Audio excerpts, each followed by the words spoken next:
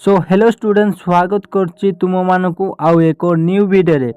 So students +3 history honours DSE 1 रो किछि important selection 3 मार्किया question T नेकी आसीछि जोटा कि तुम मानकर एग्जाम रे आसीबार 99% संभावना अछि।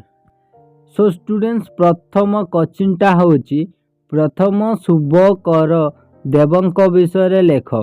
राइट अबाउट शुभकर देव। सो उत्तरटा हम प्रथम शिवकर देवंक परे तांको पुत्र प्रथम शुभकर देव सिंहासन आरोहण करथिले। से पौरम स्वगत मानस बौद्ध उपाधि रे भूषित होइथिले। से ब्राह्मण मानक पृष्ठपोषक थिले। शिवकर देवंक समय रे शुभकर देव ही राज्य विस्तार रे पितांकु साहाय्य करिथिले। प्रथम शुभकर देव को मध्य तांकर अन्य दुई जन समसामयिक पराक्रमीशाली नृपति तथा दाक्षिणात्यर राष्ट्रकूट राजा तृतीय गोविंद एवं बंगर पालवंशीय राजा देवपालन देवंक सहित निज राज्यर अस्तित्व रक्षा करिबा पाई युद्ध करिथिले। मादला पांची रे प्रथम शुभकर देवंक नाम सुवर्ण देव बोली उल्लेखित अछि। से महाराजाधिराज और महाराजाधिराज परमेश्वर उपाधि रे भूषित होइथिले। सो द्वितीय नंबर क्वेश्चन टा होछि बौम वंशर गौरवमय शासन काल। Glorious administration of Bhaumakara. So उत्तरटा हम अष्टम शताब्दीर प्रथम भागरे बौमकर वंशर शासन आरंभ हेबा परे ओडिशा रे एक गौरवमय जुगर सूत्रपात हेला। बौम राजा और रानीकर राजधानी थिला गुरुदेव पाटक।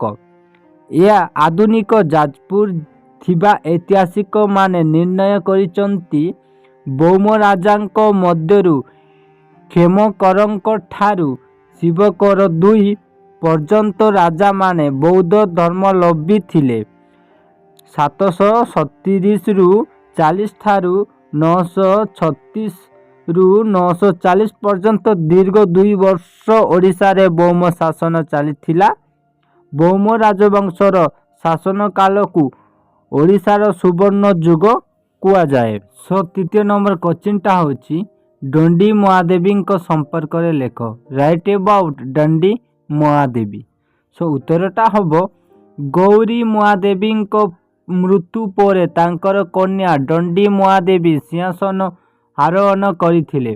दंडी महादेवी परम माहेश्वरी परम बंटारिका महाराजाधिराज परमेश्वरी उपाधि जना जाए जे से जने सार्वभौम क्षमता संपन्ना रागी थिले।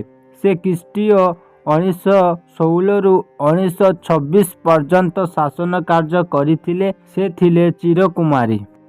सो स्टूडेंट्स एया थिला आजर इंपोर्टेंट सिलेक्शन क्वेश्चन। आगो को एमिति वीडियो देखिबा पई आम ए चैनल को एबे सब्सक्राइब करी नियंतु।